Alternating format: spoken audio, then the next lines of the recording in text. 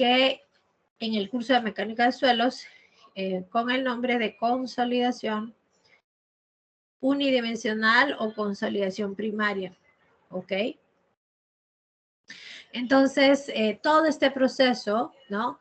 Nosotros ya lo hemos visto en el curso anterior, esta condición no drenada, ¿no? Cuando el suelo es fino, de permeabilidad muy baja y no se permite el drenaje. Entonces, estas condiciones son importantes porque, como dije, nosotros podemos ensayar en el laboratorio estas condiciones que se encuentran en campo, ¿no? Dependiendo de los tipos de suelo que vayamos a evaluar. Entonces, dentro de los ensayos que vamos a ver está el ensayo de corte directo y el ensayo de compresión triaxial. El ensayo de corte directo es un ensayo muy simple que ahora ya casi no se utiliza. Es más, en la norma ustedes pueden encontrar que el ensayo de corte directo es solamente, ¿no?, recomendado en el caso de el análisis de rellenos controlados, ¿no? Y es más, ya casi va a salir de la norma, ¿no? Porque es un ensayo que sí, en un tiempo atrás, ¿no?, permitía, o digamos era una de las pocas formas de encontrar los parámetros de resistencia.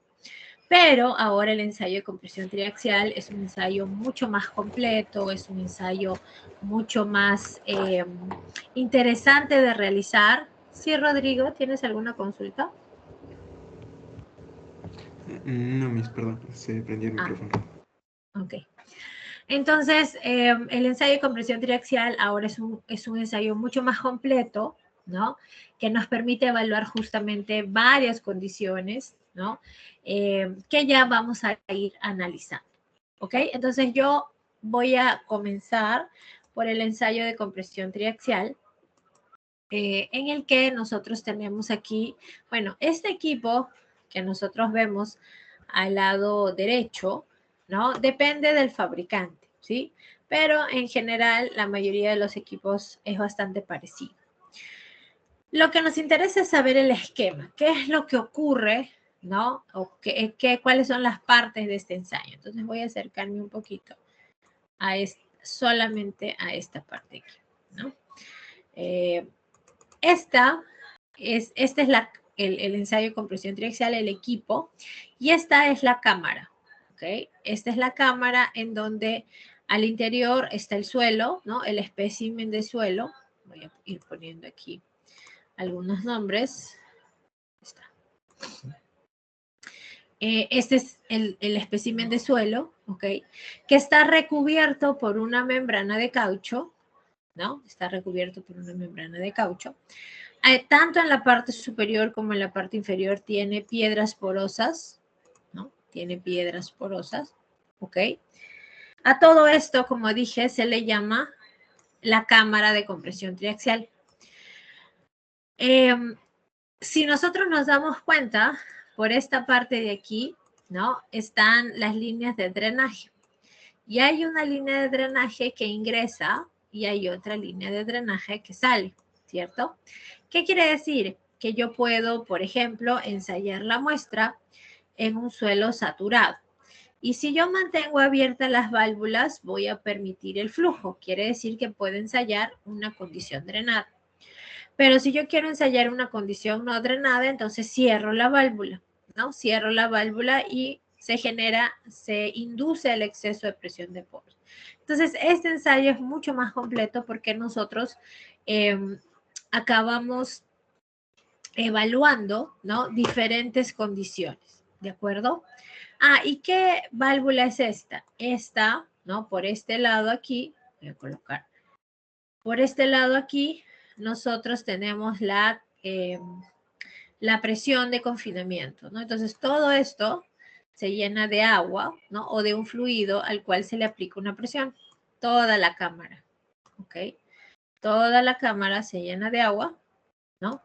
Y se le aplica presión al agua. ¿Para qué? Para generar la presión de confinamiento a la muestra.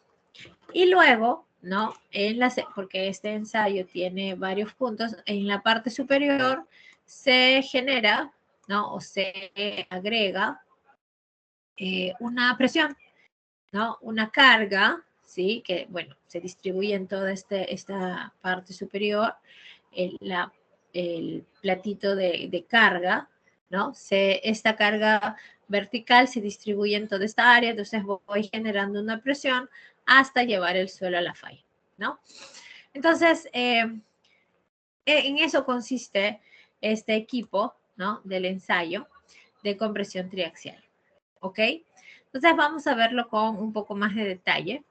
Antes de eso voy a hacer un resumen, ¿sí? Y luego vamos a ir viendo ya los detalles dentro del ensayo de compresión triaxial. ¿Ok? Entonces, ¿qué es lo que sucede? En este ensayo, nosotros tenemos dos etapas. Tenemos una primera etapa, ¿ok? En la que es la etapa de confinamiento. ¿Ok? Entonces voy a bajar un poco esto. Ya. En la primera etapa es el confinamiento. Confinamiento. ¿Ok? En la primera etapa es la etapa de confinamiento. ¿De acuerdo?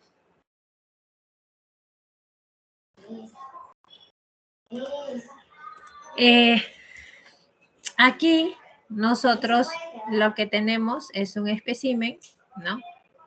Aquí, un espécimen de suelo. Vamos a ponerlo. Vamos a ver así. Aquí. Esta es la probeta, ¿no? Y aquí vamos a ponerle, es un espécimen de suelo, o sea, vamos a ponerlo así. No sé si no, mejor lo voy a dibujar nomás normal, ¿no? Es un espécimen, ay, perdón. Mira. Es un espécimen, ok. Aquí, ay, perdón. Vamos a poner acá. Aquí así. Ok. Al cual se le aplica la presión de confinamiento. Una presión de confinamiento que vamos a ponerle de esta manera. La presión de confinamiento se le aplica a la muestra por todos lados. Ay, perdón. Así. A la muestra, ¿no? En este sentido. ¿Ok? Porque ¿qué hemos dicho? Llenamos, ¿no? Con agua o con un fluido, perdón, la cámara y generamos la presión de confinamiento sigma 3. ¿Ok?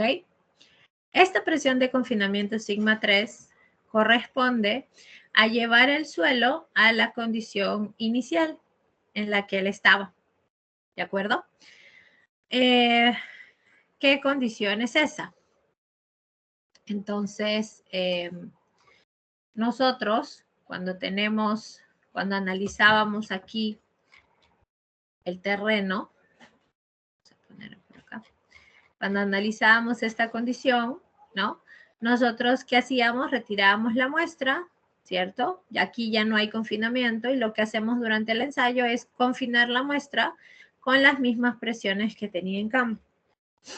Entonces, si yo tengo, ¿no? Por ejemplo, aquí, voy a ponerlo aquí abajo. Ejemplo, nosotros tenemos el nivel de superficie, acá, este es un estrato, ¿no? Que tiene un peso específico conocido y yo tengo aquí voy a analizar a esta profundidad H, ¿no? Voy a retirar la muestra a esta profundidad H, ¿ok? Entonces, ¿cuál es la presión a la que se encuentra a la profundidad H? ¿Cuál es el esfuerzo? Gamma, el peso específico, por la profundidad H, ¿cierto? Y si le damos un valor cualquiera, supongamos 1.9 toneladas metro cúbico, y a este H le damos 2 metros, ¿no? Esto será 1.9 toneladas metro cúbico por 2 metros. Esto me dará 3.8 toneladas metro cuadrado, ¿cierto? Entonces, esa sería, digamos, la presión de confinamiento a la que se encuentra la muestra de este estrato de suelo a 2 metros de profundidad. ¿Quiere decir que ese es el valor que voy a colocar aquí al inicio del ensayo?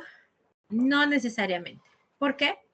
Porque este peso específico ha sido obtenido a través de ensayos de laboratorio, que no necesariamente se han ejecutado de la mejor manera.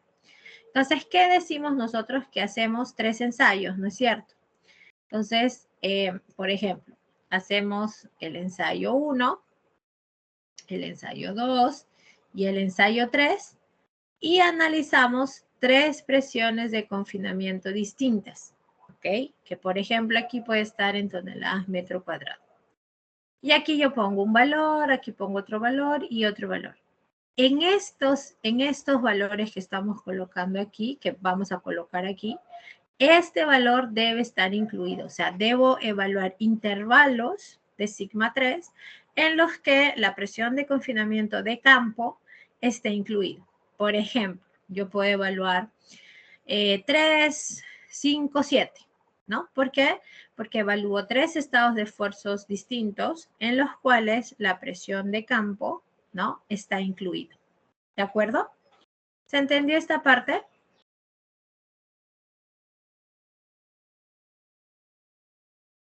¿Preguntas hasta acá?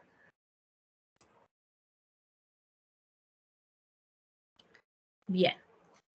Entonces, ¿qué es lo que hacemos después? Una vez que yo tengo ya la primera etapa, ya tenemos una primera presión de confinamiento. En la segunda etapa, vamos a poner aquí, segunda etapa, ya nosotros inducimos el corte. ¿Ok? La segunda etapa es la etapa de corte. ¿Y cuál es esa etapa? Entonces yo tengo mi sigma 3, ay, perdón, vamos a llevarlo aquí así para que entre.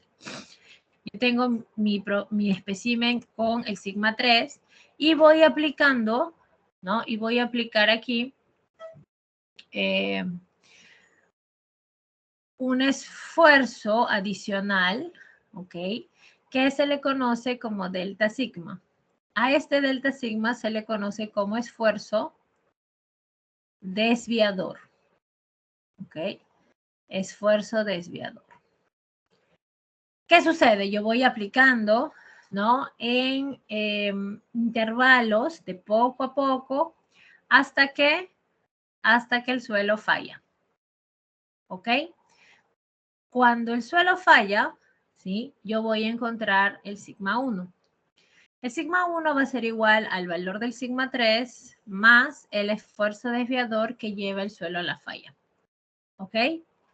Entonces, ¿qué es lo que sucede en la segunda etapa? Nosotros encontramos el esfuerzo principal mayor. Entonces, si yo evalúo aquí abajo, ¿no? Yo aquí voy a aplicar esos incrementos de carga y voy a encontrar el sigma 1 en toneladas metro cuadrado.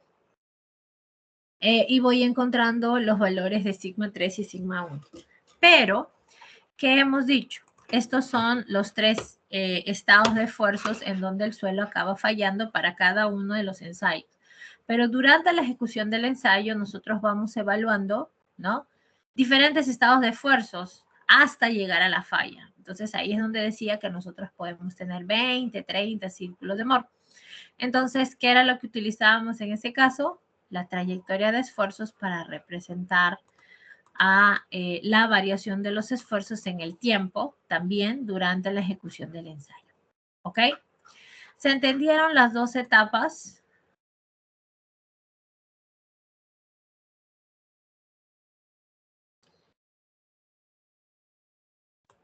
¿Sí? Ok, listo. Gracias, Rodrigo. Espero que además de Rodrigo, los otros 31 también estén entendiendo. Listo, entonces vamos a pasar a los detalles del ensayo. El ensayo de compresión triaxial es uno de los métodos más confiables para determinar los parámetros de resistencia. Es utilizado ampliamente en investigación y también para el desarrollo de ensayos convencionales para encontrar los parámetros SAFE.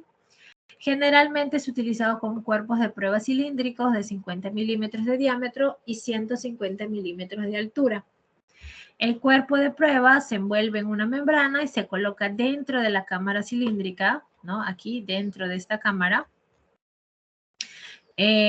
normalmente llena de agua, ¿no? El cuerpo de prueba se somete a una presión de confinamiento, o sea, a esta agua le aplica una presión, esa presión de confinamiento por compresión mediante un fluido que se encuentra dentro de la cámara. Para provocar la ruptura se debe aplicar una carga axial, ¿no? Aquí en la parte superior comienzo a aplicar una carga axial. Por medio de un pistón de carga. A esto se le conoce como esfuerzo desviador. Esta carga se puede aplicar de dos formas. La aplicación de la presión hidráulica en incrementos iguales hasta la ruptura o la aplicación de deformación axial a una tasa constante. ¿Ok? Entonces, vamos a ver aquí, ¿no? Antes de pasar a los detalles del ensayo, vamos a ver un video donde preparamos el cuerpo de prueba para el ensayo de compresión triaxial y así podemos entender de repente un poco mejor la preparación para este ensayo. ¿Ok? Vamos a ver si... vamos a ponerlo acá. Ya. Entonces voy a compartir.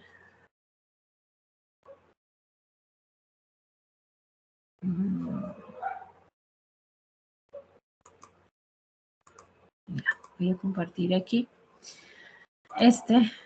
Me van a confirmar que tengan el audio.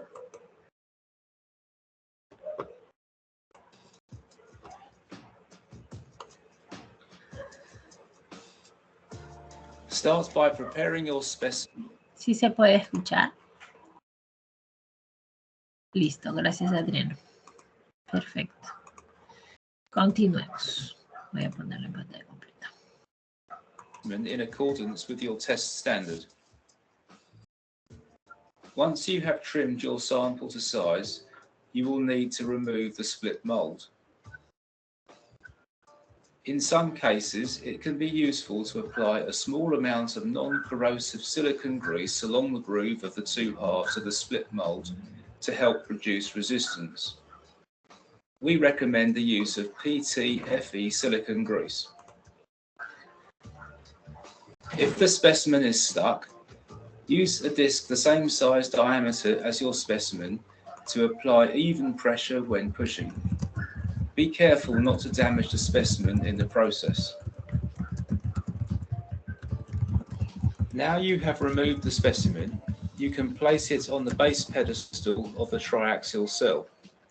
If you are running an effective stress test, it is important you ensure the triaxial base has been completely de-aired. If you have not de-aired your triaxial cell, please see the link highlighted in the video. The link is also available in the description below. Assuming the base has been de-aired, slide a saturated porous disc onto the base pedestal. It helps to have a pool of water on the base to keep the stone saturated and avoid trapping any air as you slide the disc on. If you are not measuring pore water pressure or applying a back pressure, you may use plastic discs instead of porous discs. Now you have your triaxial cell ready, you can prepare your membrane. To place a membrane over a specimen, you will need to use a membrane stretcher. Start by checking your membrane for any holes by stretching it over some light. If okay, place the membrane in the center of the stretcher and fold either end over.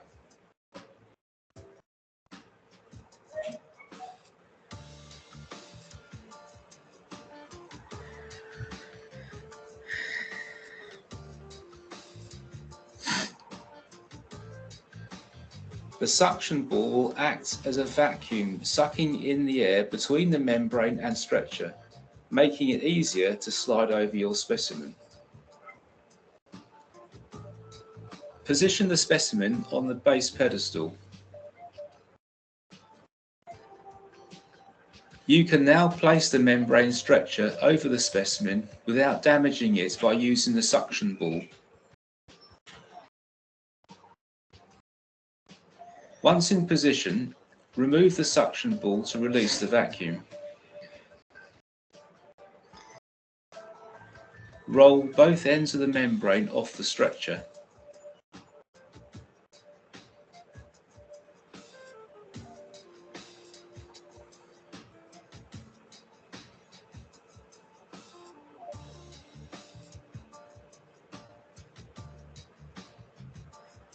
You will now need to secure the membrane in position with an O-ring using an O-ring stretcher. Slide the stretcher over the specimen and roll the O-ring down. Ensure the O-ring rolls onto the base pedestal and not onto the specimen. In some cases, you may wish to add the secondary O-ring to ensure the membrane is completely sealed. Another O-ring is required to secure the top of the membrane. Stretch another O-ring over the stretcher and place it on the specimen. You will need to do this before you put on the top cap.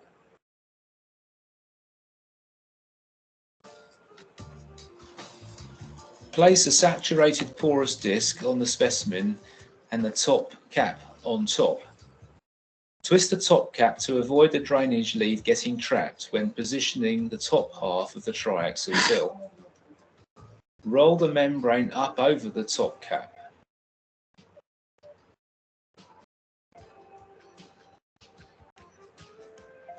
Slide the O-ring off onto the top cap, being careful not to slide it onto the specimen. Remove the stretcher and fold the excess membrane down over the O-ring. You have now assembled your specimen for testing. Place the top of the triaxial cell onto the base and seal by screwing the locking nuts evenly. You may wish to apply a small amount of silicone grease on the O-ring to help avoid leakage.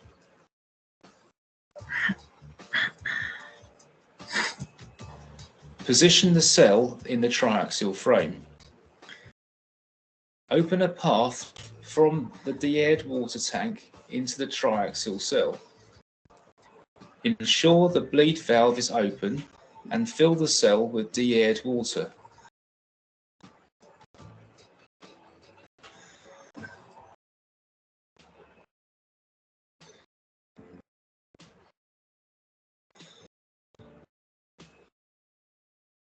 Once it is nearly full, be ready to close the valve as water begins to flow out. Now your cell is ready. Aquí entonces es donde nosotros abrimos, ¿no?, la válvula para llenar, ¿no? O sea, hemos llenado todo el agua, hemos abierto aquí una válvula de fogue para que no haya ninguna burbuja atrapada, ¿no? Y ya tenemos toda la cámara llena de agua y podemos aplicar la presión a ese agua para generar la primera etapa. Now your cell is ready. Adjust the ram and displacement sensor, ensuring you... Ya en esta parte, ¿no?, es la celda de carga en sí, la que va a generar el esfuerzo desviador. También se pueden medir desplazamientos, como dice ahí, ¿no?, las deformaciones del cuerpo de prueba. You have enough travel length on the transducer to conduct your test. Complete a quick check, ensuring the correct valves are open and closed. If you are happy, you can begin your test. You may now configure a completely automated test using CLISP Studio software. Bien, voy a poner en esta misma otro video.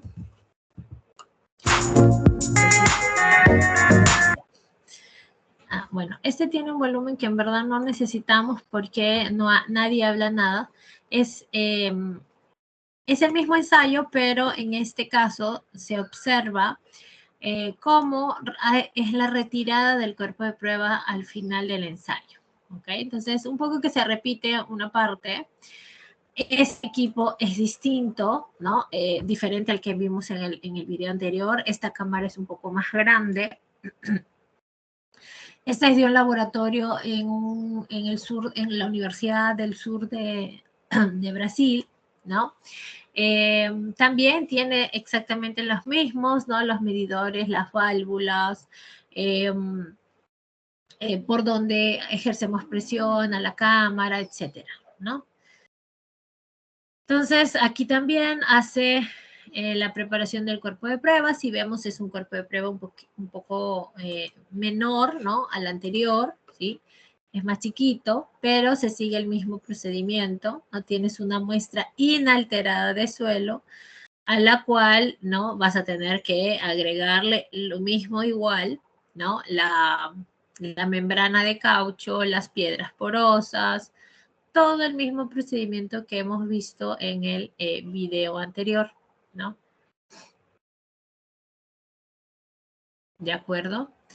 Entonces, ahí está el cuerpo de prueba, ¿no? No lo prepara específicamente, solamente hace una demostración. Y luego, digamos, ya ensayaron, ¿no? Este espécimen. ¿Qué sucede? Yo les dije que a diferencia de, por ejemplo, cuando nosotros hacemos un ensayo en una probeta de concreto, visiblemente se puede ver, ¿no? O sea, valga la redundancia, se puede ver dónde falla la probeta, ¿no? Se genera ahí una fisura, ¿sí? Que desarrolla un ángulo. En el caso del ángulo de falla de este espécimen, no se puede visualizar, o sea, podemos ver la deformación del espécimen, pero no podemos visualizar el ángulo exacto de falla. Por eso es que lo podemos calcular a través del ángulo de fusión, ¿no? 45 más phi medios. ¿Por qué? Porque el ángulo de falla está relacionado también a ese mecanismo que hay entre las partículas, al ángulo de fricción, ¿ok? Entonces, aquí lo que hace es la retirada del cuerpo de prueba una vez que ha finalizado el ensayo.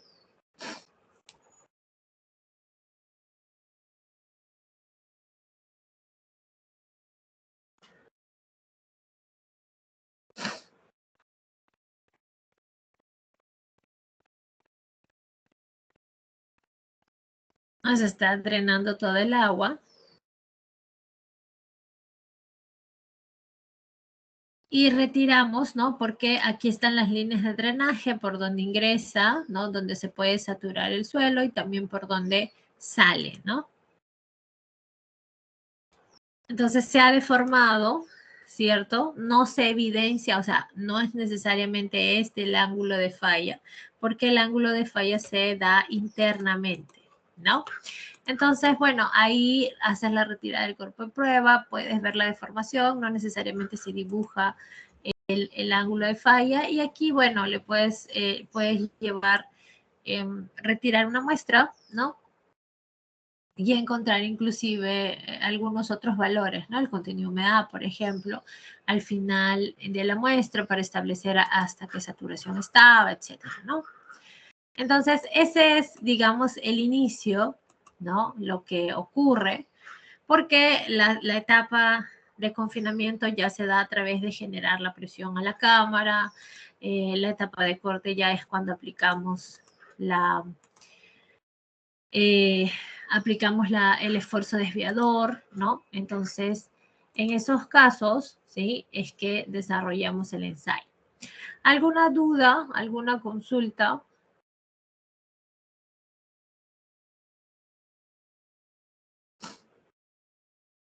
Adriano, Ana, No, Carlos, profesora. Cristian, Josué, ¿alguna consulta? Miss, esto, Sí. ¿con qué tipo de muestras o cada cuánto, o bueno, cómo se saca la muestra para este ensayo en todo caso? ¿Cómo se saca la muestra? De una muestra inalterada. Tienes una muestra inalterada en bloque, retiras un espécimen y lo ensayas, ¿no? Y dices a qué profundidad vas a obtener la muestra, ¿no? Y de ahí, bueno, haces el peso específico y luego preparas tu espécimen para desarrollar, ¿ok? Está bien, gracias. se lo han explicado en mecánica de suelos. Pero la toma de muestras, según la norma, nosotros podemos llevar al laboratorio una muestra inalterada en bloque o una muestra alterada en bolsa. La idea para este ensayo, para el ensayo de peso específico, para el ensayo de contenido humedad, es que las muestras sean inalteradas, o sea, lleguen de campo tal cual, ¿no? Está en el laboratorio. Ahora, ¿a qué profundidad voy a colocar mi cimentación? Eso lo vemos de acuerdo a la norma, ¿no? Lo vamos a ver en la próxima semana. Y entonces de ahí puedes establecer de qué profundidad retiras la muestra, ¿ok? Para que la puedas ensayar. Bien. Bueno, aquí en el PPT también se explica, ¿no? Ya con un poco más de detalle. En la primera etapa, la etapa de confinamiento, tengo la muestra, ¿no? Y genero, lleno la cámara de agua, ¿no? Y aplico presión. Entonces, en esta primera etapa, la presión de confinamiento es igual a la presión sigma 1. Aquí el suelo no falla, ¿no? Simplemente lo llevo a su condición inicial. Entonces, se establece la condición de fuerza inicial mediante la presión de la celda sigma 3. Existe dos maneras, dos condiciones de drenaje, ¿no? Las que hemos visto, para evaluar en esta primera etapa. Es la condición drenada y la condición no drenada, ¿no? Drenado consolidado, en donde yo he saturado la muestra, o sea, dejo que el agua ingrese, ¿no? Y como este sigma 3 genera una presión, entonces la muestra se va a consolidar al valor de sigma 3. Si yo quiero que sea no drenado, no consolidado, simplemente cierro la válvula, no hay deformaciones, se genera exceso de presión de poros. O sea, se puede inducir el exceso de presión de poros, ¿no? Entonces, el ensayo no consolidado se le denomina con la simbología U, ¿no? La sigla en inglés de unconsolidated. La válvula de drenaje está cerrada, no hay variación de volumen y se induce un exceso de presión, porque si yo cierro las válvulas y ejerzo una presión, el agua va a recibir esa presión, ¿no? Y si no se puede drenar, entonces no se consolida. El caso del consolidado con la simbología C, la válvula está abierta, se permite la variación de volumen y no se genera exceso de presión de poros porque el agua fluye libremente.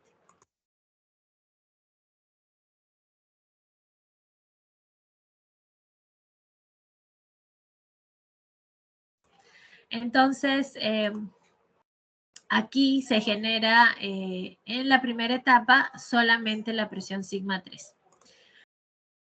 Hay una condición que tiene relevancia en la respuesta de las muestras del laboratorio sea aproximada a la respuesta de campo. Es la semejanza de los estados de esfuerzos efectivos. Para esto hay dos alternativas. Consolidar los esfuerzos verticales y horizontales, y esto implica un estado de esfuerzos no isotrópico, que sería lo más apropiado, ¿ok? Sin embargo, nosotros analizamos la muestra bajo estados isotrópicos, ¿no? En los que consideramos, ¿no? Que el comportamiento del suelo es linealmente elástico. Nos apoyamos en la teoría de la elasticidad para poder analizarlo bajo estas condiciones. ¿Y por qué no lo hacemos en la condición anterior? Bueno, porque eso implicaría también ensayos mucho más complejos. Y los que realizamos, ¿no? Que son estos de aquí, que son estos de acá, entonces nos llevan a valores bastante cercanos a lo real. Entonces, nosotros podemos establecer las condiciones de drenaje como consolidado isotrópicamente drenado y consolidado isotrópicamente no drenado. Sin embargo, ya en el ámbito ingenieril simplemente decimos CD y CU, ¿no? Y de esa manera trabajamos los ensayos. Aquí se puede visualizar la etapa 1 a través del plano PQ de trayectoria de esfuerzos, ¿no? Habíamos dicho que la línea K sub 0 representa el estado en reposo del suelo, ¿cierto? Entonces, ¿dónde no hay deformaciones? Entonces, ¿qué es lo que hacemos? Al retirar la muestra, nosotros vamos al valor de 0, ¿cierto? Y nosotros podemos hacer, por ejemplo, el estado de tensión isotrópico en el que aplicamos las presiones hasta que llegamos a la condición, digamos, de campo, ¿no? Vamos del estado al final de la saturación, ¿cierto? Y el B, que corresponde al estado en reposo, ¿no? O sea, la condición inicial en la que el suelo se encontraba. Y ACB, ACB es la trayectoria de esfuerzos del modo de reconsolidación según la línea K sub 0. Y el ADB, que vendría a ser esta trayectoria de esfuerzos, corresponde al modo de reconsolidación simplificado, ¿no? ¿Qué es lo que hacemos finalmente en la primera etapa? Llevamos el espécimen o la muestra de suelo a la condición inicial para simular, ¿no? La condición en la que el suelo se encontraba en campo. Porque aquí no, el suelo todavía no ha fallado, porque recuerda que el suelo falla en el diagrama PQ cuando nosotros llegamos a la línea KF. Entonces, en la segunda etapa, ¿no? En donde inducimos el esfuerzo axial, el esfuerzo desviador, el delta sigma, hasta que, llegamos a la ruptura, ¿no? Cuando llegamos a la ruptura, ese valor, ¿sí? Sumado a la presión de confinamiento sigma 3, nos da de resultado el esfuerzo principal sigma 1. También en la segunda etapa, nosotros podemos controlar las condiciones de drenaje, ¿no? Por ejemplo, evaluar una condición drenada, una condición no drenada. Si yo quiero evaluar una condición drenada, abro las válvulas, permito el flujo de agua, no se genera exceso de presión. Si queremos evaluar una condición no drenada, ¿no? La válvula se cierra, no hay variación de volumen, se induce el exceso de poro presión. ¿Ok? Entonces, esas condiciones nosotros podemos evaluar durante la ejecución del ensayo. ¿Ok?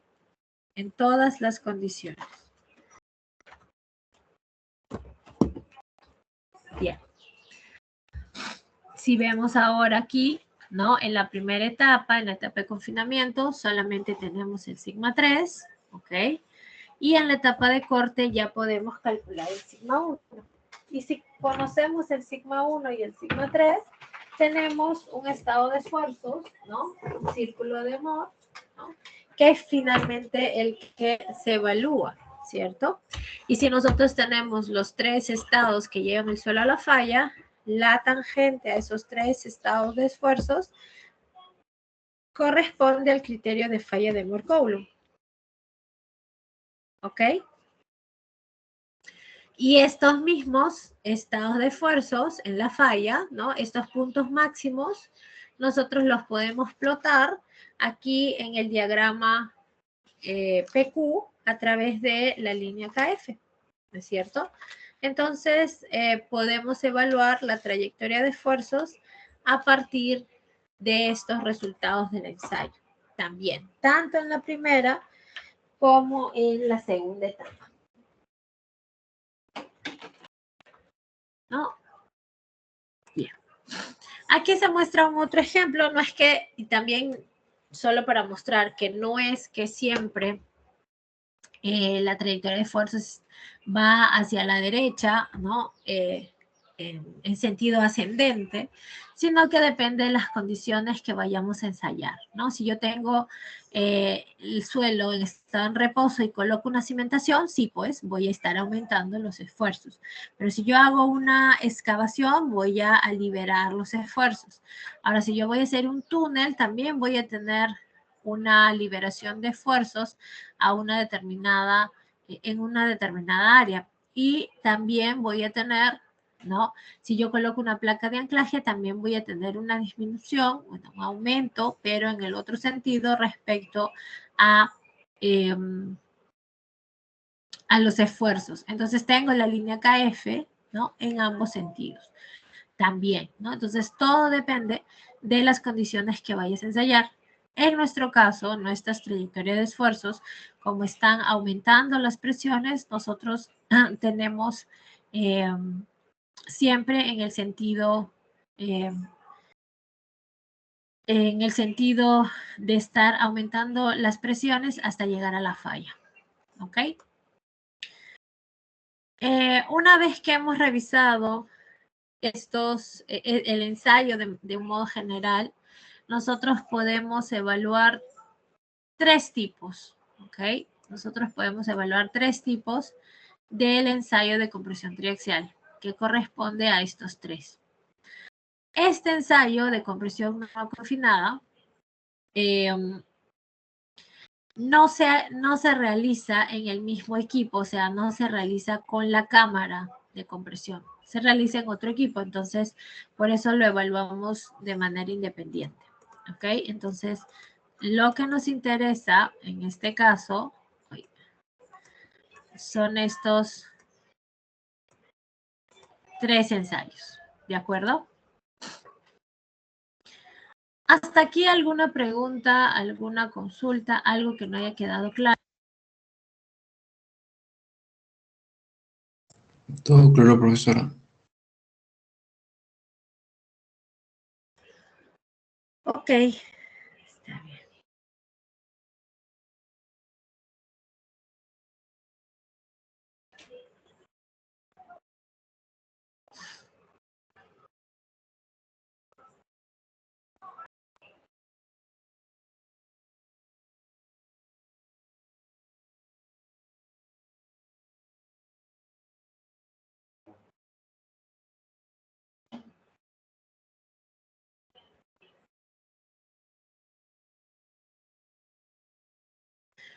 Listo. Entonces, vamos a entrar a la explicación de cada uno de estos tipos de ensayo. Comenzando por el ensayo de consolidación drenado CD. ¿Ok? Consolidado drenado, perdón, consolidación no, consolidado drenado CD. ¿Ok? Este ensayo permite obtener los parámetros de resistencia drenados o efectivos. ¿Qué sucede en este ensayo? En este ensayo la muestra de suelo se satura. La saturación es controlada por el parámetro de poropresión de Skempton, el parámetro B. Una vez saturada la muestra, le aplicamos la presión de confinamiento sigma 3 a la cámara, generando un exceso de presión neutra igual a la presión de confinamiento, ¿cierto? Y como las válvulas se mantienen abiertas, se permite el drenaje y se permite la consolidación y no se registra presión de poros. Se registra así el volumen de agua disipada, que es igual al cambio de volumen de la muestra saturada. ¿Ok? Entonces, en esta primera etapa, nosotros consolidamos la muestra con el esfuerzo sigma 3, pero no hay exceso de presión de poros. ¿Ok? Y en la segunda etapa se aplica el esfuerzo desviador lentamente hasta el corte. Como la válvula de drenaje se mantiene abierta, ¿no? Entonces no se genera exceso de presión de poros, por lo tanto, ¿no? Los esfuerzos efectivos son iguales a los totales, ¿ok? Entonces vamos a ir haciendo aquí un resumen, ¿ok? Vamos a poner acá. Ahí, ya. Aquí voy a colocar ensayo. Ensayo. Vamos a colocar así. Primera etapa. Segunda etapa. Ay, segunda etapa. Exceso de poropresión total.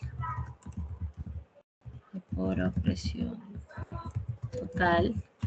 Y aquí esfuerzos.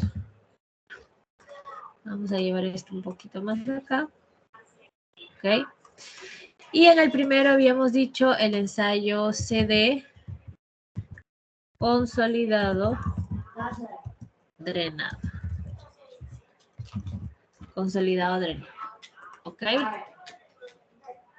Entonces vamos a poner aquí en el medio. Aquí así. Y hemos dicho que en la primera etapa, ¿no? Las válvulas se mantienen abiertas. Entonces, aquí en la primera etapa, ¿sí? Vamos a poner aquí la válvula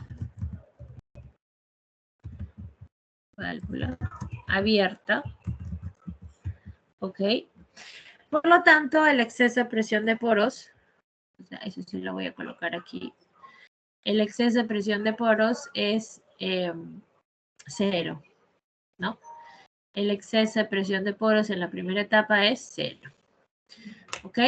Y dice que aplicamos el esfuerzo desviador lentamente y la válvula de drenaje se mantiene abierta también. Entonces, esta válvula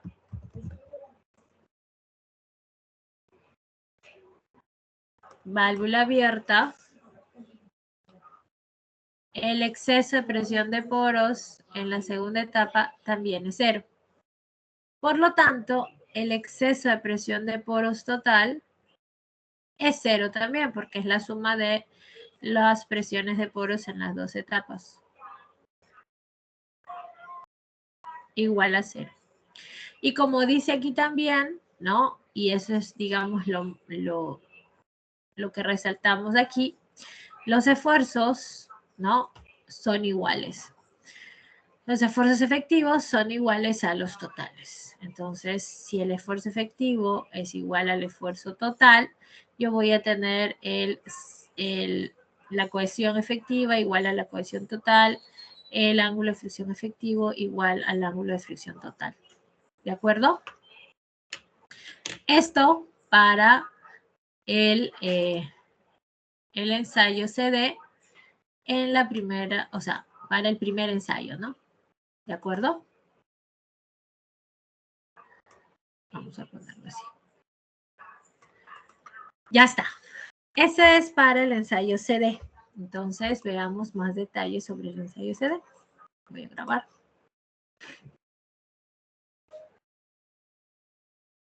Aquí vemos, ¿no? En la primera etapa, ¿ok? La etapa de consolidación, el sigma 3, ¿no? La consolidación se da a través del parámetro de poropresión de Skempton. Si tenemos suelos blandos, son cercanos a 1. Si tenemos suelos rígidos, son menores que 1. Ojo que si estamos hablando de suelos blandos y rígidos, nos estamos refiriendo a suelos finos, ¿verdad? Entonces, estos valores se pueden adoptar, ¿no? De las tablas de la bibliografía, son valores teóricos que también se pueden analizar, ¿ok? Adriano, Brandon, Cristian, Josmar, Joel, ¿no? Vamos atendiendo aquí a la clase, ¿ya? Entonces, este de aquí en la segunda etapa, después voy a preguntar, por si acaso. En la segunda etapa, nosotros llevamos el suelo a la falla, ¿no? Entonces se genera este esfuerzo desviador, ¿verdad? Llegamos el suelo a la falla y podemos obtener finalmente, ¿ok? Los parámetros de resistencia. ¿Dónde está? Aquí. Ya. Los parámetros de resistencia porque puedo obtener los 3 círculos de Mohr en estados de esfuerzo sucesivos, ¿no? En donde el suelo falla. Y evaluar los parámetros del ángulo de fricción y la cohesión con las ecuaciones en función de los esfuerzos principales, sigma 1 y sigma 3. Adicionalmente, conociendo el ángulo de fricción, podemos encontrar también el ángulo de falla del suelo, ¿no? Esto cuando el suelo se trata de una arena, ¿no? Una arena limpia, la cohesión es igual a 0, ¿ok? Cuando tenemos una arcilla sobreconsolidada o un suelo mixto, tenemos valores de cohesión y ángulo de fricción, ¿de acuerdo? Entonces, por ejemplo, para este caso de la arcilla sobreconsolidada, nosotros tenemos resultados de 3 círculos de Mohr, 3 ensayos, ¿no? Lo que habíamos explicado también en la clase anterior. Si tenemos tres ecuaciones, 2 incógnitas, podemos evaluar 2 de ellas, ¿no? Y encontrar los parámetros de phi y de la cohesión, ¿ok? Aquí se muestra también, ¿no? Los parámetros de resistencia en función de los círculos de Mohr. Y aquí también se puede ver, voy a dibujarlo acá porque esto de aquí faltó, ¿no? La línea KF por acá, ¿no? ¿Ok? Porque esta es la línea K0 y la trayectoria de esfuerzos llega hacia la línea KF. ¿Ok? Entonces voy a colocar. línea KF, ¿ok? Que no aparece en el PPT. Entonces, ¿qué condiciones de campo? Y ahí viene también esta PPT que es súper importante, porque yo puedo ensayar todas estas condiciones en el laboratorio a través del ensayo CD, ¿ok? Y obtener precisión aceptable en los resultados. ¿En qué casos? En los casos que involucren arenas gruesas y gravas, saturados o no, excepto cuando nosotros estemos expuestos a cargas rápidas como terremoto, porque en este caso se debería realizar un ensayo de compresión triaxial cíclico, que no es el caso. Entonces, en esas condiciones, solamente cuando se trata de arenas gruesas y gravas, ¿no? Analizo mi ensayo CD. Generalmente en arena fina y a veces limos, y las cargas de campo se van a aplicar razonablemente lento. ¿Por qué? Porque al aplicar las cargas razonablemente lento, ¿ok? Nosotros evitamos inducir el exceso de presión de poros, ¿ok?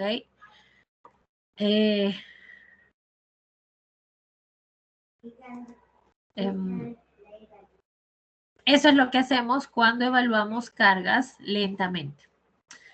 También podemos evaluar el ensayo CD en cargas a largo plazo, ¿no? En los que se permite la consolidación y el flujo de agua, o sea, la condición drenada en el ensayo.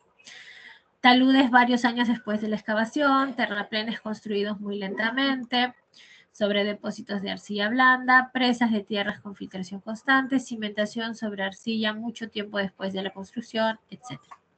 ¿No? Entonces, aquí esta PPT, digamos que analiza qué tipo de análisis voy a evaluar en el laboratorio, ¿no? Porque nosotros llevamos nuestra muestra al laboratorio y nosotros indicamos cuál es el ensayo que se va a realizar. No es el de laboratorio que te va a decir, con esto voy a hacer este y este ensayo. O tú no vas a llegar y le vas a decir, haga todos, a ver, ¿no? Porque obviamente no haces una sola muestra, ¿verdad? Y los ensayos de compresión triaxial tienen un costo elevado, ¿de acuerdo? Entonces, es importante de tener eso en consideración. Preguntas sobre el ensayo CD.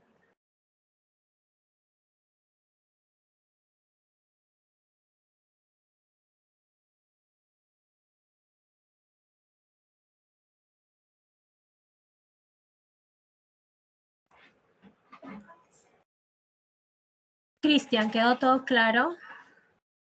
Ana, ¿quedó todo claro?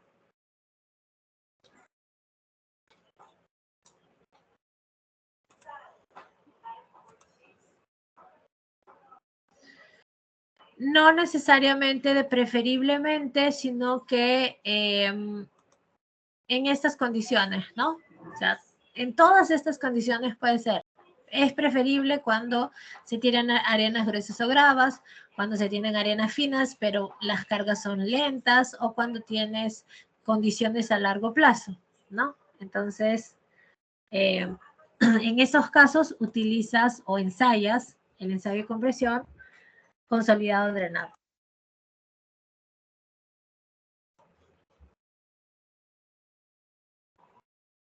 Así es. ¿Qué es lo que implica el consolidado drenado? Que permites la consolidación, pero que no tienes que no se van a generar exceso de presión de poros. Eso es, cuando no tengas exceso de presión de poros, cuando no quieras generar exceso de presión de poros, o cuando la condición de campo te indique el tipo de suelo en el que no se va a generar presión de poros, es el ensayo CD. ¿Ok? Bien. Pasamos al ensayo CU. El ensayo CU es un ensayo que también me permite parámetros de resistencia drenados y no drenados. Entonces dice, en la etapa 1 es similar a la primera etapa del ensayo CD. Se satura la muestra, se consolida la muestra bajo la presión de confinamiento sigma 3, la válvula de drenaje se abre para facilitar la consolidación y se mide el cambio de volumen. Solo que en la etapa 2 se aplica el corte a través del incremento del esfuerzo desviador. El corte, dice, se realiza en condiciones no drenadas. ¿Qué quiere decir? En la válvula cerrada. ¿Ok? La condición no drenada permite aplicar el esfuerzo desviador de manera más rápida que el ensayo CD. En la segunda etapa no hay cambio volumétrico. Se genera un incremento o reducción del exceso de presión de poros dependiendo de la densidad relativa de la muestra. ¿Recuerdan ustedes que cuando veíamos el mecanismo de superposición y hablábamos de la dilatancia y decíamos que en los suelos densos hay esta superposición es mayor, hay una mayor resistencia, y yo les decía que cuando hay dilatancia, cuando hay incremento de volumen, se genera ese efecto de succión y por lo tanto la presión de poros es negativa. Entonces, en este ensayo es en el cual nosotros podemos, es como el que nosotros podemos evaluar, ¿no? El exceso de presión de poros que se genera negativo en una muestra de suelo denso. Entonces, por eso dice que se genera un incremento o reducción dependiendo de la densidad del suelo, ¿ok? De la densidad relativa del suelo. Cuando hablamos de densidad relativa, estamos hablando de suelos granulares.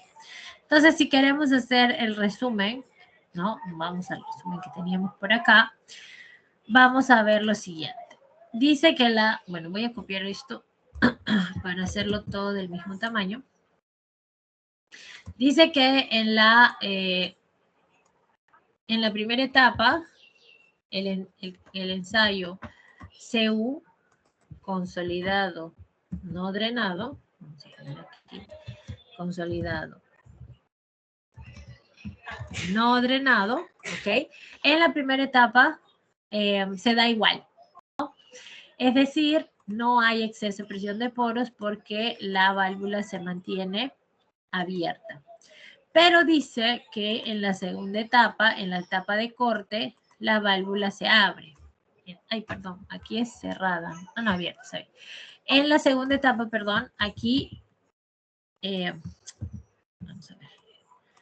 En la segunda etapa, la válvula está cerrada, ¿ok? Entonces, como la válvula aquí está cerrada, ¿qué quiere decir? Que en esta etapa, ¿no? En la etapa 2, ¿okay? La presión de poros en la segunda etapa es diferente de 0. Por lo tanto, el exceso de presión de poros total, ¿no? Aquí. El exceso de presión de poros total será igual a la primera etapa más el exceso de presión de poros de la segunda etapa y será diferente de 0. ¿Por qué? Porque la presión de poros total será la presión de poros generada en la segunda etapa. Y si hay exceso de presión de poros, obviamente los esfuerzos efectivos son diferentes a los totales, ¿no? Los esfuerzos efectivos son diferentes a los totales, entonces yo voy a tener C' y C total. Ángulo de fricción efectivo y ángulo de fricción total. ¿De acuerdo? Eso es lo que sucede entonces en el ensayo consolidado no drenado. Veamos más detalles. El ensayo CU, ¿no? Ya hemos visto ahí, en la primera etapa se abre la válvula, en la segunda etapa se cierra. Ahora, la poropresión está comandada ya no por el parámetro B, sino por el parámetro A de Skempton, que también podemos revisar, ¿no? En la bibliografía. ¿Qué sucede entonces? A diferencia del ensayo CD, en el ensayo CU, los esfuerzos principales efectivos y totales, perdón, no son iguales. Entonces, si yo registro poropresión, aplico el principio de las tensiones efectivas. ¿no? ¿Qué dice el principio de las tensiones efectivas? Que el esfuerzo total o el esfuerzo efectivo es igual al esfuerzo total menos la presión de poros. Y eso es lo que se aplica en este caso, ¿no? Yo tengo el esfuerzo principal mayor en la ruptura, es el esfuerzo principal menor sigma 3 más el esfuerzo desviador, y eso me da el esfuerzo principal mayor total. Si yo le resto, ¿no?, el exceso de poropresión, me va a dar el esfuerzo efectivo. Y así para el caso del esfuerzo principal menor también. O sea, es válido el principio de las tensiones efectivas. Algunos resultados característicos de ensayos, por ejemplo, en arenas. Si nosotros tenemos arenas sueltas o arcillas normalmente consolidadas, consideramos la cohesión igual a 0, ¿no? Entonces, mi criterio de Fayet-Marcoulomb parte del origen. Yo tengo aquí entonces, ¿no?, el círculo de Mohr con los esfuerzos totales, y como se ha registrado por presión, hay una resta, ¿no? Entonces, mi círculo de Mohr efectivo se traslada hacia la izquierda, ¿ok? O sea, se reducen los esfuerzos. Ya cuando tenemos arenas densas, ¿no?, que también consideramos la cohesión 0, yo tengo mi esfuerzo, mi círculo de Mohr total, ¿sí? Y como en las arenas densas se genera la dilatancia, ¿no?, ese exceso de ese aumento de volumen, entonces la presión de poros es negativa. Y cuando yo aplico el principio de las tensiones efectivas, entonces sería el esfuerzo efectivo menos la presión de poros, o sea, suma. Por eso aquí el círculo de Mohr se traslada hacia la derecha. Y nosotros podemos obtener el criterio de Fayet-Marcoulomb, ¿no?, esa recta, tanto para parámetros totales como para parámetros efectivos. ¿Okay? Lo mismo se muestra aquí ahora para dos ensayos sobre una arcilla sobreconsolidada. ¿Qué quiere decir? Que, bueno, en este caso sí tengo cohesión y ángulo de fricción. Y de la misma forma, ¿no?, veo que en este caso ha habido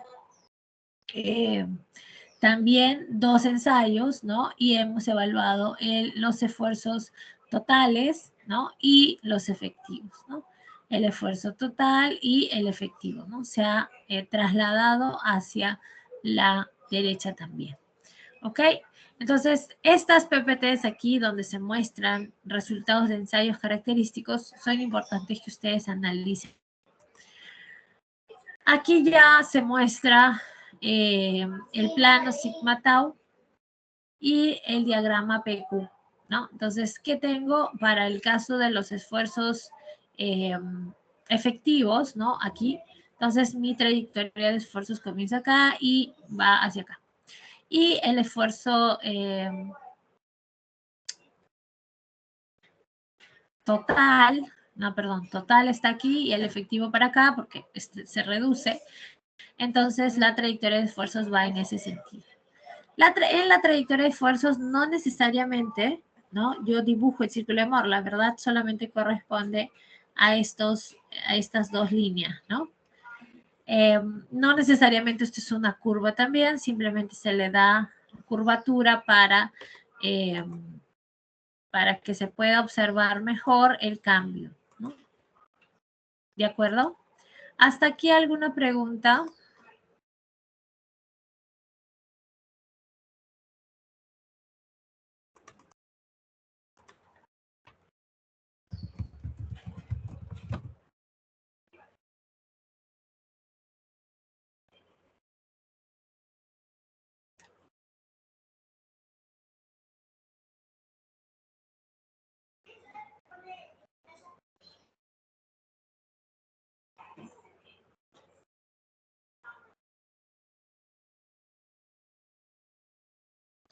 ¿Dudas, consultas?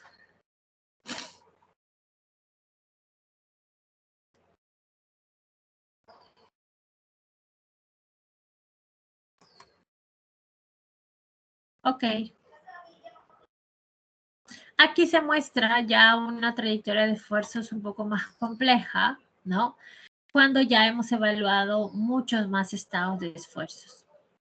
Esta, la PPT importante, ¿no? Que son las condiciones que nosotros ensayamos en el laboratorio, ¿ok? A través del ensayo, mira, a través del ensayo CU, ¿ok? ¿Qué condiciones son? La mayoría de casos que involucran resistencia a corto plazo. Suelo relativamente impermeable, suelos arcillosos que se deben cargar durante periodos que van de varios días, semanas, a veces incluso años, para arcillas de gran espesor, después de la consolidación inicial. Construcción de cimentaciones, terraplenes de carreteras, presas, fundación de carreteras, presas de tierra durante un desembalse rápido, etc. Entonces, en el ensayo CU se puede evaluar estos tipos, estas condiciones de campo. ¿Ok? Eso es lo que ustedes tienen que tener claro. Si con la aplicación de las cargas que voy a someter, ¿no? De la estructura al suelo, yo voy a generar exceso de poropresión o el suelo con el que voy a trabajar no tiene la permeabilidad suficiente como para evaluar condición drenada, entonces analizo en la condición no drenada. ¿Ok? De eso se trata, identificar cuál es el tipo de suelo y cuáles son las condiciones de carga. Con eso puedes decir en qué casos utiliza CD, en qué casos utiliza CU. ¿Ok? Bien. Y finalmente, el ensayo consolidado no drenado, UU. El ensayo consolidado no drenado, UU, dice que generalmente se realiza en muestras saturadas no alteradas de suelos de grano fino, arcillas y limos. El suelo ya se ha consolidado en campo y por lo que se considera que la muestra contiene las propiedades mecánicas que están presentes en campo donde se tomó la muestra. En este caso, te permite medir la resistencia al corte no drenado CU. ¿Ok? ¿Qué pasa aquí en la etapa 1? No se permite que la muestra se consolide, ¿no? Dice, no consolidado. Entonces, durante la aplicación del sigma 3, la válvula está cerrada. Y en la etapa 2, se aplica el corte a través del incremento del esfuerzo desviador y también, ¿no? Se realiza en condiciones no drenadas, o sea, se cierra la válvula. Las muestras saturadas, ¿no? Se obtiene la misma resistencia al corte bajo diferentes presiones de confinamiento. Para aquella muestra que se encuentre parcialmente saturada, exhibe diferentes valores de resistencia al corte dependiendo de la presión de confinamiento. ¿Ok? Entonces vamos al resumen que habíamos hecho por acá. Después lo voy a llevar ahí abajo, creo que es mejor. Vamos a colocar aquí. Voy a copiar este de acá. UU. Ok. Aquí ahora será UU. No consolidado, no drenado. No consolidado, no drenado. Y aquí dice que la válvula, ¿no? Se mantiene, vamos a ponerlo aquí nomás, cerrada. Si se mantiene cerrada, entonces quiere decir que el exceso de presión de poros que se genera en esa primera etapa es diferente de cero. Por lo tanto, ¿no? Aquí es válida solamente esta primera ecuación, ¿no? Mejor lo hacemos así, más rápido. Listo. Es válido esto porque medimos, ¿no? Las poropresiones en las dos etapas. Y aquí, bueno, obviamente, ¿no? Sabemos que los esfuerzos no son iguales y principalmente debido al tipo de suelo que ensayamos en estas condiciones, obtenemos el CU, que corresponde a la cohesión en condiciones no drenadas. ¿Ok? Vamos a grabar. Vamos a ver si puedo. Creí que podía copiar esta página, pero creo que no.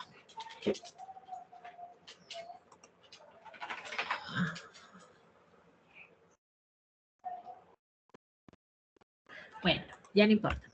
Ahí queda entonces el resumen. Ya quería ponerlo abajo, pero creo que no se puede. A no ser que lo veamos así, de repente. A ver.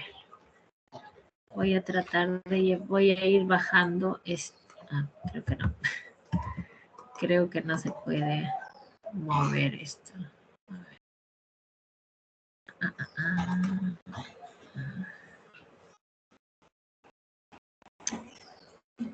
Send link forward.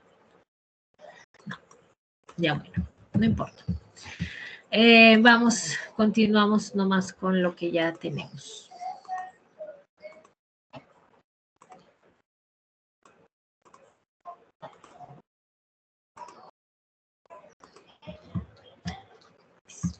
Muévete. Aquí, ya no, listo, ya listo. Bien, entonces ya tenemos los tres tipos. Ah, no, nos falta ver en qué condiciones ensayamos el ensayo. O cuál es el resultado característico del ensayo. Aquí nosotros vemos, ¿no?, que en estos tipos de suelo, los suelos arcillosos, consideramos el ángulo de fricción 0. Entonces, nuestro criterio de falla de Moore-Coulomb es paralelo al eje sigma, ¿no? Y el valor de la cohesión en condiciones no drenadas, o sea, ¿sí?, corresponde al radio de la circunferencia, ¿no? O a la mitad del esfuerzo que lleva el suelo a la falla. Esto ocurre, ojo, cuando el suelo está saturado al 100%, ¿no? Si el suelo no está saturado al 100%, ahí sí tengo cohesión y ángulo de fricción, ¿de acuerdo? ¿Cuáles son las condiciones de campo que se evalúan aquí? Bueno, las que vemos acá, pues, ¿no? Donde dice... La mayoría de suelos cohesivos de drenaje relativamente pobre, donde las cargas de campo se aplicarían suficientemente rápido para que no se produzca drenaje. Relleno compactado en una presa de tierra que se está construyendo rápidamente, la resistencia de un suelo, ¿no?, de cimentación que se va a cargar rápidamente, ¿ok? La resistencia de un suelo, una excavación después del corte, ¿ok? En esos casos, nosotros evaluamos, ¿no?, o colocamos el ensayo de compresión UU, ¿ok? ¿Preguntas hasta aquí? ¿Dudas, consultas?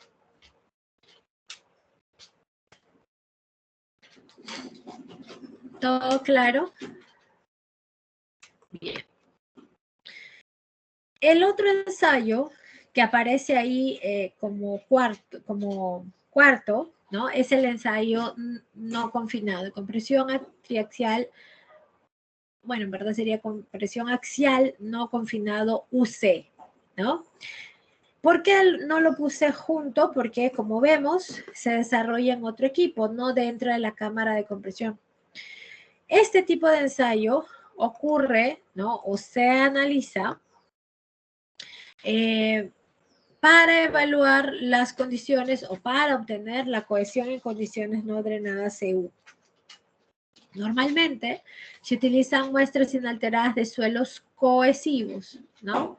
Entonces, este ensayo aplica para suelos no cohesivos porque debemos de tener la muestra en estas condiciones, ¿verdad? La presión de confinamiento aquí es 0, no hay presión de confinamiento, entonces mi círculo de Moore comienza, ¿no?, del origen, ¿ok? La carga se aplica rápidamente en la muestra para causar la ruptura. Cuando se alcanza la ruptura, el esfuerzo principal menor sigma 3 igual a 0, por lo tanto, el esfuerzo principal mayor es el sigma 1 que se mide en el ensayo. O sea, ya nos da directo el valor, no hay esfuerzo desviador, ¿no? Y entonces el resultado típico de un ensayo de compresión no confinada corresponde a esta gráfica, ¿no? Círculo de Moore partiendo del origen, ¿no? Criterio de falla de Moore-Coulomb paralela al eje sigma, ¿sí? Y aquí algunos valores dependiendo de la consistencia relativa del suelo fino con el que estemos trabajando. Bien, ahí, digamos, finaliza el ensayo de compresión triaxial o de compresión axial en el último caso. Luego les dije que iba a mencionar el ensayo de corte directo, que si bien también les comenté, no se utiliza ya para el cálculo de los parámetros de resistencia propiamente dichos, ¿no? En un tiempo atrás, sí, este era el ensayo que más se utilizaba para el cálculo de la cohesión y el ángulo de fricción. ¿Ok? Entonces, por eso es importante de tener en cuenta.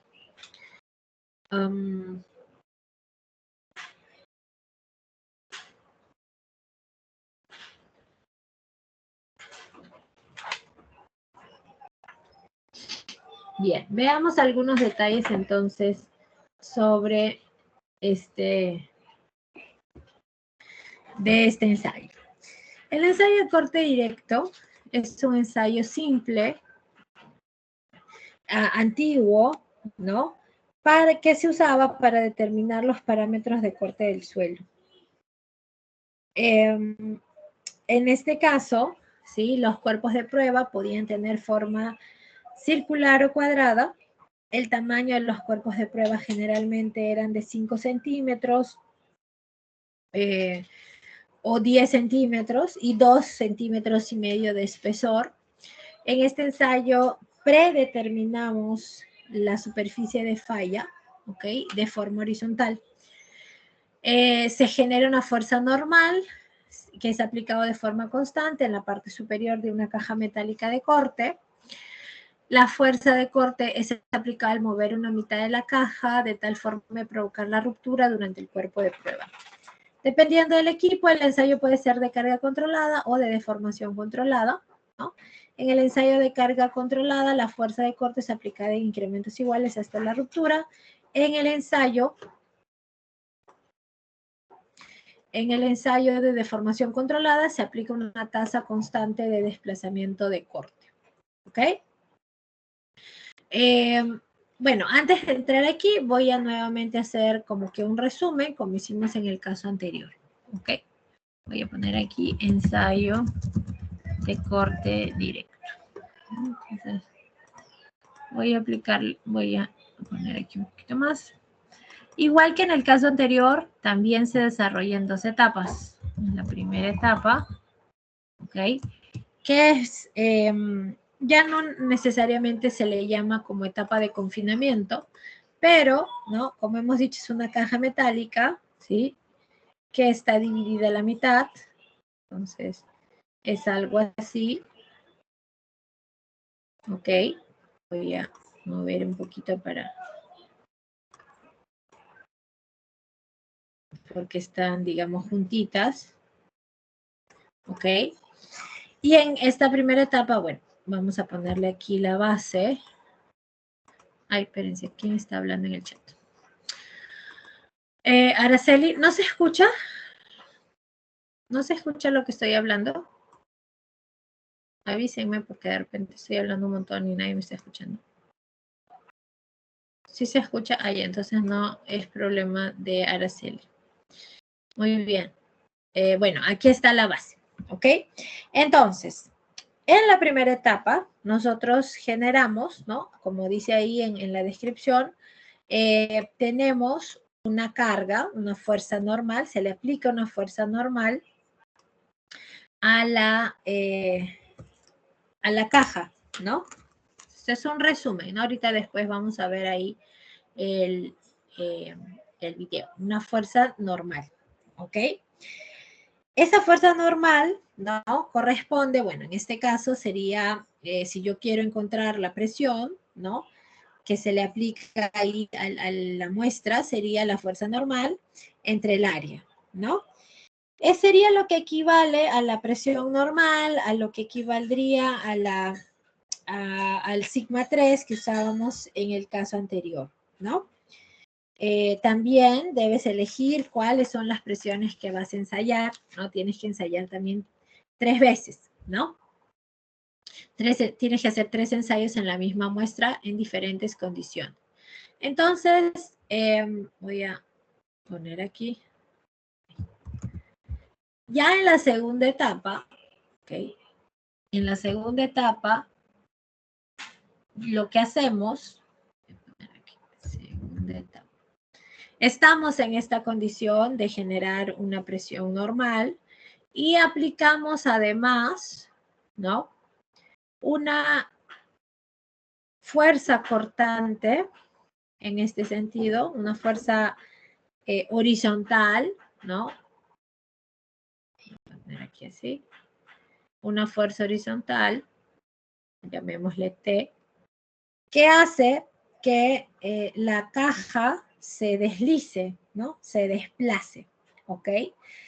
Esa es una fuerza horizontal creciente con el objetivo principal de mover la parte superior, ¿ok? Porque como es una cajita, ¿no? Entonces la parte superior se va a mover. Entonces, ¿qué ocurre cuando hacemos esto? ¿No? En esta misma segunda etapa, al aplicar esa carga horizontal, esto se va desplazando, ¿ok? Así.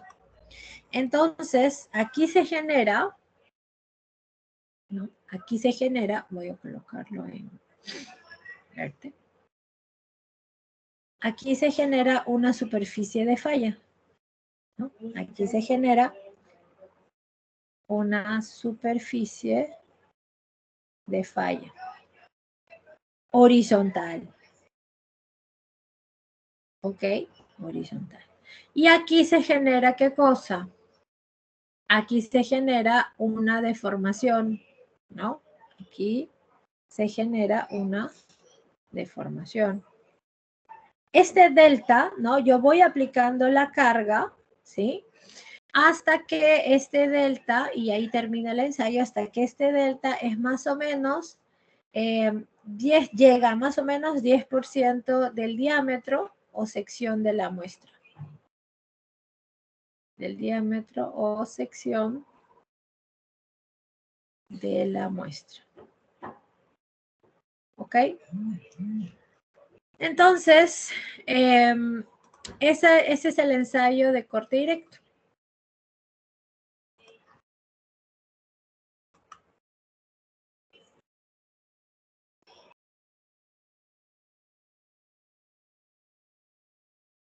¿De acuerdo?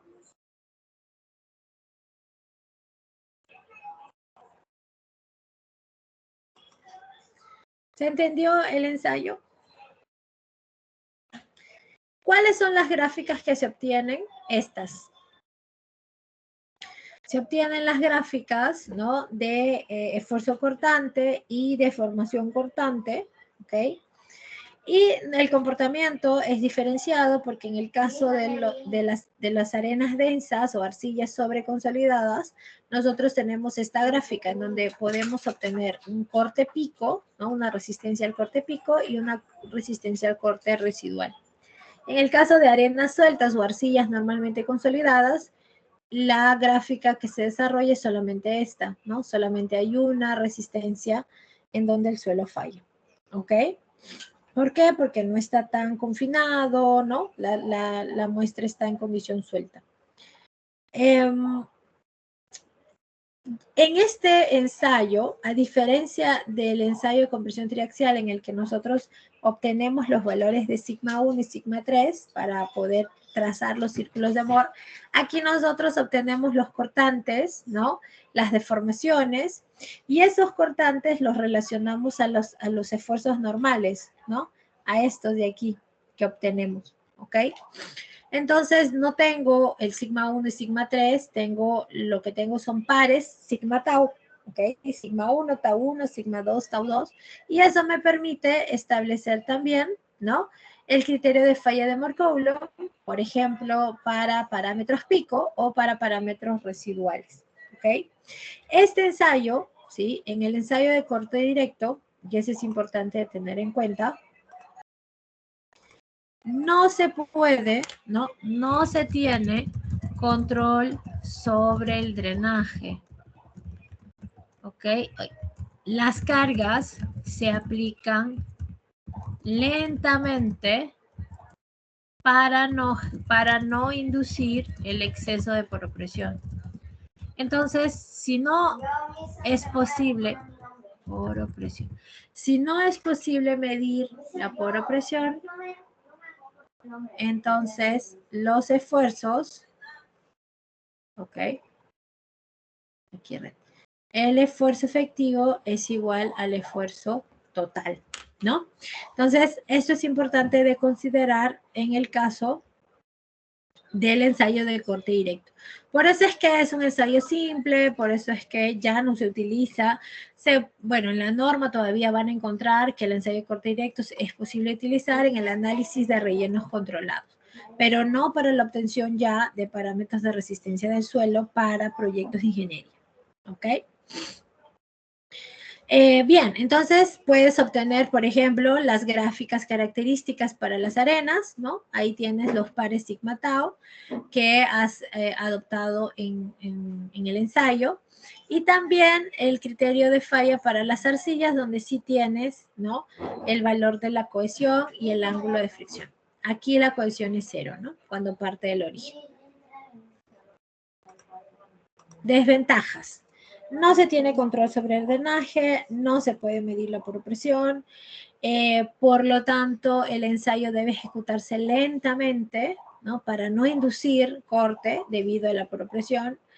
Como no hay poropresión, los esfuerzos efectivos son iguales a los totales. El plano de corte es predeterminado, ¿no? El suelo falla en la horizontal, o sea, no donde el suelo tiene que fallar, sino ya directamente en la horizontal, ¿ok? El estado de tensión en el plano de falla es más complicado que el modelo simple, no se puede medir deformaciones, no se conoce el estado de esfuerzos, ¿no? No se conoce, digamos, las deformaciones, ¿ok?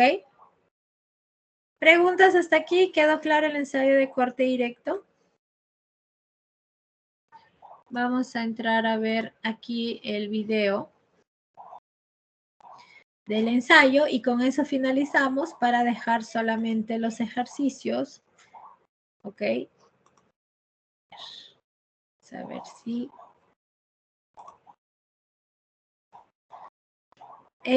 bueno, el curso es mucho más teórico que práctico, ¿no? Para poder analizar los ejercicios o los resultados de los ensayos, que no son ejercicios, ¿no? Es análisis de resultados. Debes tener el concepto teórico claro, ¿no? Entonces, sí, hay bastante teoría. ¿Ok? Bien, voy a poner aquí el ensayo. Creo que está. Engineering course Civ E3208. The purpose of this lab is to analyze the performance of a sample of coarse-grained soil in shear.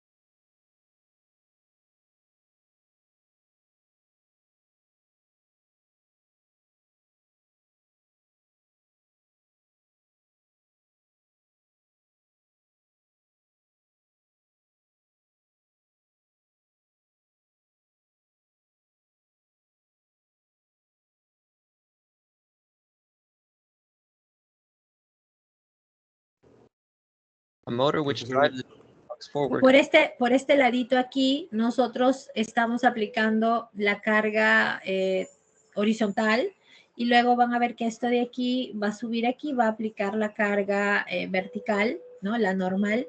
Aquí dentro se coloca la caja con la muestra, ¿ok? Este equipo, este modelo es un poco antiguo, ¿no? Pero digamos que todos los demás tienen las mismas componentes. A jig to apply a specific load directly on top of the soil. Sí, creo que se congeló el video. Sí, en los 15 primeros segundos, creo, más o menos, se congeló un rato, luego no se le escuchó la explicación que dio y bueno, de hecho se pudo escuchar. Pero era lo mismo, o sea, la carga tangencial y aquí al interior de la, o sea, en esta caja de corte va la muestra, ¿no? Eso era lo que estaba explicando. While in shear, a force gauge or load cell, which will record the amount of shear being applied, and 2 strain gauges, one vertical, which will record any consolidation that takes place, and one horizontal, which will record the horizontal displacement.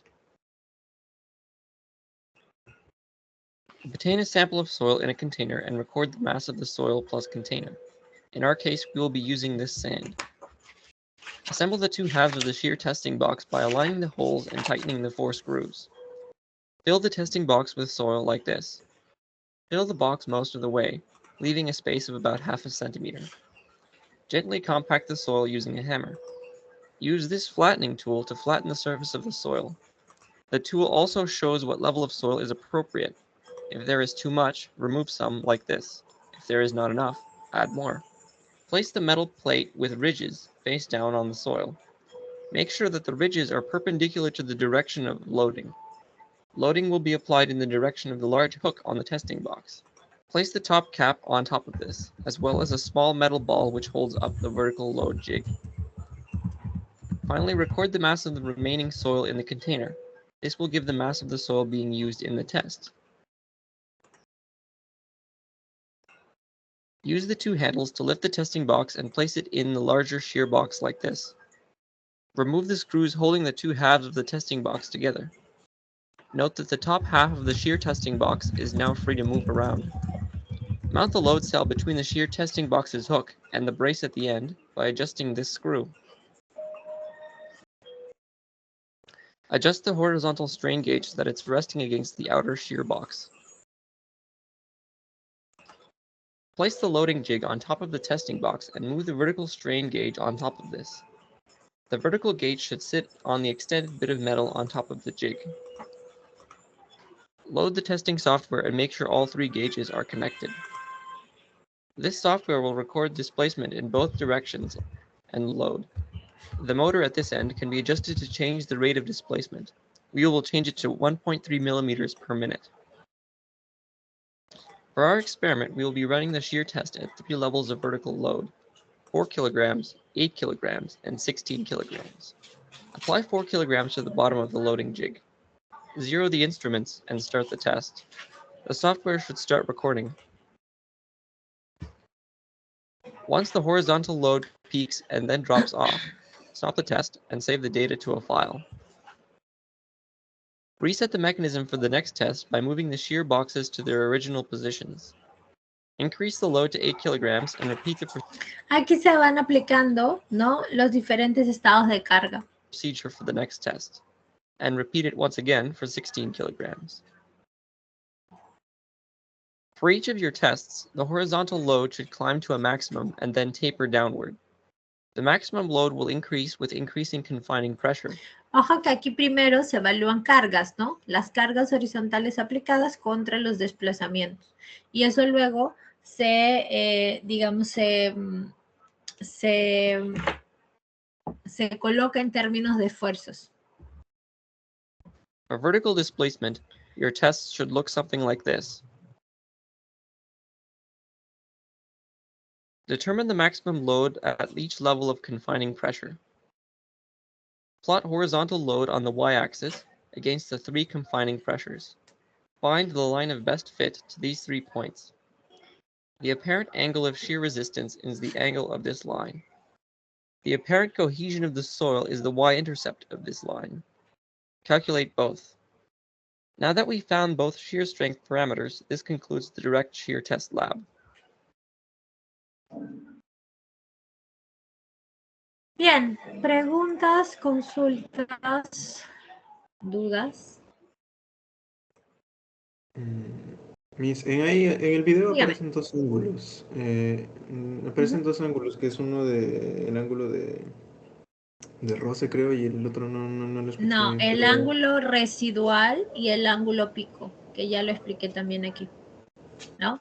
Porque eso solo ocurre cuando tienes suelos densos, ¿no? Cuando tienes suelos densos, puedes evaluar la resistencia pico y la resistencia residual. ¿Ok? ¿Era está eso? bien. ¿O no? Sí, bueno, ahí lo pone como gráficamente, como si fuese el mismo ángulo, Ah, porque bueno, porque igual lo tienes que calcular para la misma muestra, ¿no? Porque es la claro. misma muestra. Ujú. Vale. Gracias, Miss. Ok. ¿Alguna otra consulta? Bien. Revisen entonces el material de clase. Les dije en la primera sesión que aquí en la bibliografía complementaria había este libro del ADE, aquí les voy a poner, ¿no? Que es justamente sobre el ensayo de compresión triaxial, ¿no? Donde pueden obtener más detalles, ¿sí? Sobre este ensayo, ¿ok? Nosotros ya en la siguiente sesión vamos a entrar a los ejercicios, ¿no? Que son, la verdad, interpretación de resultados de los ensayos. Por eso es que la parte teórica es importante que la tengan en cuenta, ¿ya? Listo, eso sería todo, jóvenes. Cuídense bastante y nos encontramos el martes. Esta PPT yo ya la compartí, Araceli, y voy a pasarla nuevamente, pero cuando termine toda la unidad 1, ¿no? Entonces la idea es que ustedes, como ya tienen este PPT con esta información, que bueno, está un poquito diferente a lo que está en el aula virtual porque son las mismas PPTs, solo le agrego una que otra cosa, es para que ustedes acompañen y hagan las mismas anotaciones que yo hago. ¿Ok? Pero sí lo paso, pero al final, ¿no? Porque si no, en cada clase les voy a estar pasando 2 hojitas y 2 hojitas, ¿no? Entonces, ya cuando termine toda la unidad 1, ahí les paso ya todo completo, ¿ok? Pero la idea es que ustedes hagan sus propias anotaciones. ¿Listo? ¿Alguna otra duda? La de los ejercicios del día martes sí se los paso porque ese sí es un archivo separado, en verdad me había olvidado. Ya, ahorita se los mando, ¿ok? Listo. Gracias, Miss. Aquí, cuídense, chao, chao. Gracias, profesora. Que tenga buen día. Chao, chao. A toda la profesora, gracias.